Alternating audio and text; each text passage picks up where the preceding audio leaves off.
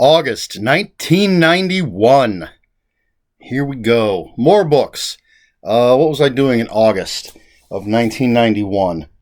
Excuse me.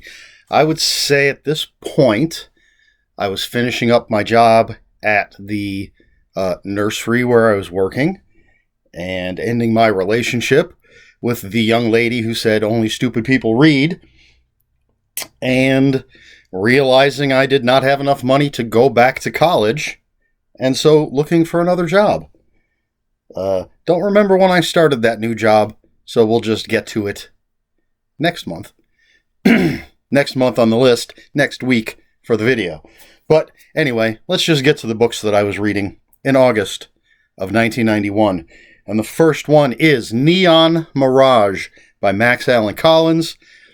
This is a Nathan Heller. And in this one, Nathan Heller saves Bugsy Siegel's life. I don't know, but something like that. Nathan Heller and Bugsy Siegel kind of become friends. And, of course, Bugsy Siegel creates Las Vegas and is gunned down. Spoilers. And Nathan Heller goes out for revenge for those who killed Bugsy Siegel. So there's another sort of fictional, historical, private eye book. Except there's a little private eyeing, but it's more revenge. But it's good stuff. Love the Nathan Heller books.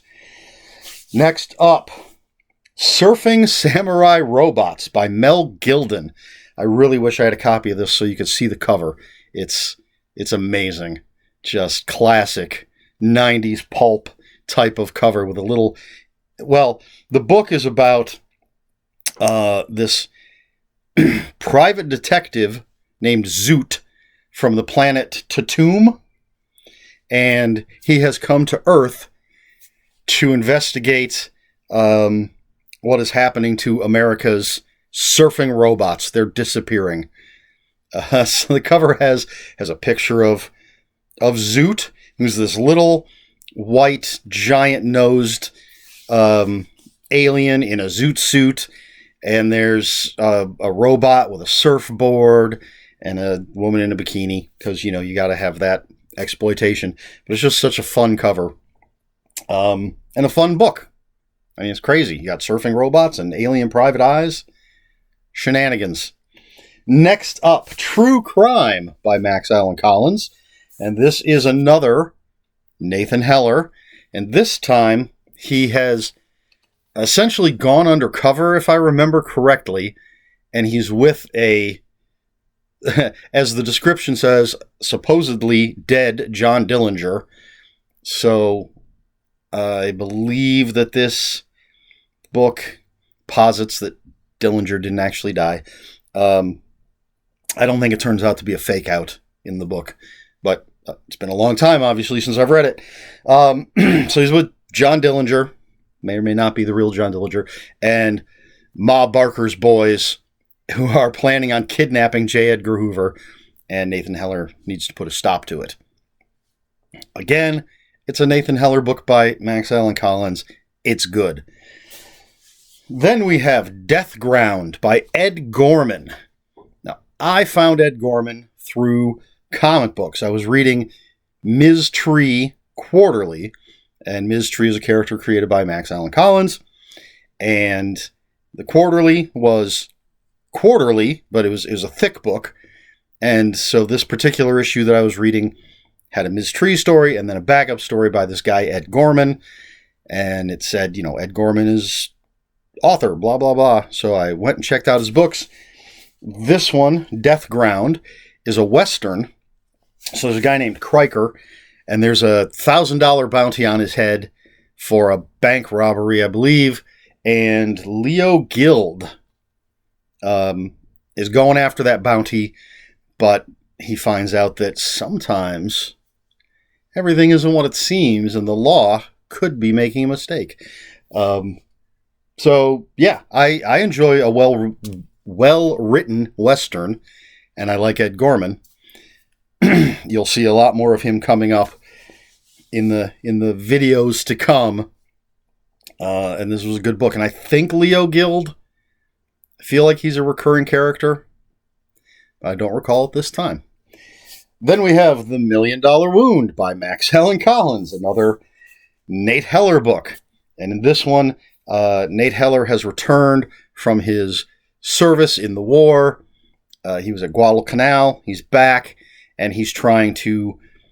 he's going up against Frank Nitti, who's trying to strong-arm the Hollywood unions. So he's outside of his Chicago comfort zone, although he was in the Las Vegas one as well. But anyway, actually in most of these, it seems like he's leaving Chicago, even though that's his hometown. But anyway, going up against Frank Nitti. So, once again, Nate Heller, Max Allan Collins, good stuff. I'm definitely going to be picking up these books at some point. I may do the thing where I make a list of all of them, and then every time I order from Amazon, I order the next one. But it'll be a while before I do that, because I'm already doing that with 2 other things. Next, now for something completely different, Bo Knows Bo by Bo Jackson and Dick Schaap. Schaap. I don't know how you say it. Schaap. Anyway, this is Bo Jackson's autobiography. He was a polarizing athlete, played football, played baseball, and I thought it'd be interesting to read his story. So there you go. Then we have The Baby Blue Ripoff by Max Allan Collins. Are you sensing a theme here? This one is not a Nate Heller book. This is his character Mallory. That's the guy's last name, I believe. But I think that might just be, I don't know if they ever give his first name. He's a mystery writer, and he weekly delivers food to shut-ins. And when one of his clients is, does it say murdered? Yes, it does. One of his clients is murdered. Mallory investigates. And once again, do I even need to say it? It's Max Allan Collins. It's good stuff. And it's interesting to read. After having read just all this Nate Heller historical, fictional, private eye stuff, it was fun to read something that's more like Murder, She Wrote. A little grittier, but again, it's a mystery writer investigating a murder. Next up, Opennet by George Plimpton. So George Plimpton wrote quite a bit, but he would occasionally go and do things with professional sports teams and then write books about it. So Opennet, he at an exhibition game, he was the goalie for the Boston Bruins for like 5 minutes against the Philadelphia Flyers. And this is the book about that experience and about hockey in general and life. Trying to remember if I know that there's a fictional George Plimpton book from earlier in this list. I believe there's going to be some more of his nonfiction coming up. I don't think I've had any others, but I mean, to me, it's interesting stuff. I'm not a huge sports fan, but I mean, I did grow up watching the Browns on TV, going to Indians games, so I'm not like a complete noob when it comes to sports. And reading something like this, where a journalist goes and acts as a goalie for 5 minutes, interesting to me. And then finally, the last book of August 1991 is No Cure for Death by, say it with me, Max Allan Collins. And this is another Mallory book. I believe there are 5 altogether. And in this one, Mallory investigates a suspicious auto accident that killed a woman that he had met at a bus stop.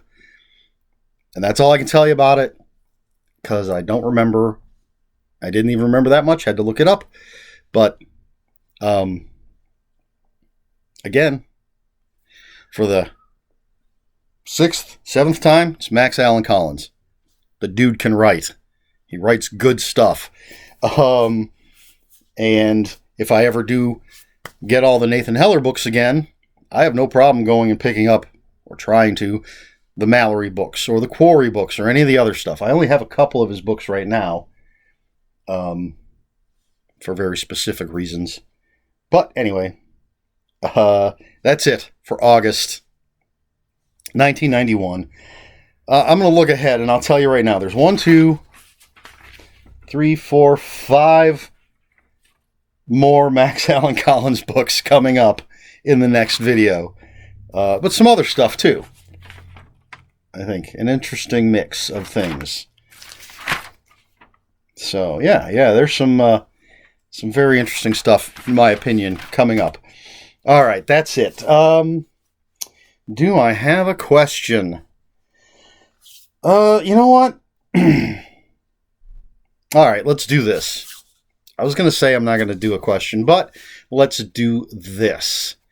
Whether or not you are a sports fan, if you could play, even if it's just for 5 minutes, in a professional setting, for lack of a better term, what sport would it be? What team or whatever would it be?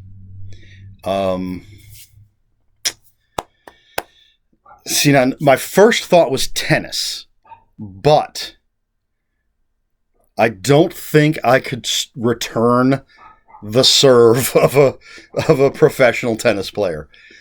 I just don't think it would happen. So, I mean, I could just say I'd love to volley with a professional tennis player, because I love tennis, love playing it, but I was never super good at it. Basically, I could hold my own against the people I was playing with. I always found people kind of the same level as I was. So is that my answer? I guess. I can't really think of anything else, because anything else would be ridiculous. I'm not going to hit a pitch off of a professional pitcher. I'd be shattered into pieces on a football field. I mean, hockey seems cool, but I ice skated once in my life and barely moved away from the wall. I don't play golf. Have no interest in that. Soccer? Fine. Oh, well, basketball. I mean, I'm not going to hold my own against anybody, obviously. Basketball's fun. If I could, hold on to the ball for more than 5 seconds, 2 seconds, that might be a choice. But I'm going to stick with just batting the ball around with a tennis player, famous tennis player. Doesn't matter which one, male or female. They're all going to kick my ass. But I like tennis a lot, so I'm going to go with that. What would you do if you could? And let's say, I'll even say you would be guaranteed to survive your 5 minutes. Not saying you're going to do well. Your skill level's not going to change, but you're not going to get massacred by the opposing team or whatever. What sport and what team or person? That's a really weird question, but, I was going to say it's better than no question at all, but maybe that's not the case. Anyway, let me know down in the comments. If you have any comments, questions, corrections, please put them in the comments below. Comments are open for spoilers. Just post spoiler warning. We try to be polite here on my channel. Please like, share, and subscribe. If you care to follow me on other social media, my Twitter is @Ronin5757. My Instagram, where I post pictures of books, comic books, board games, and fuzzy animals, is ErikSmith5757. That's Eric with a K, ERIKSMITH 5757. That's it. That's all I've got. So until next time, read more books.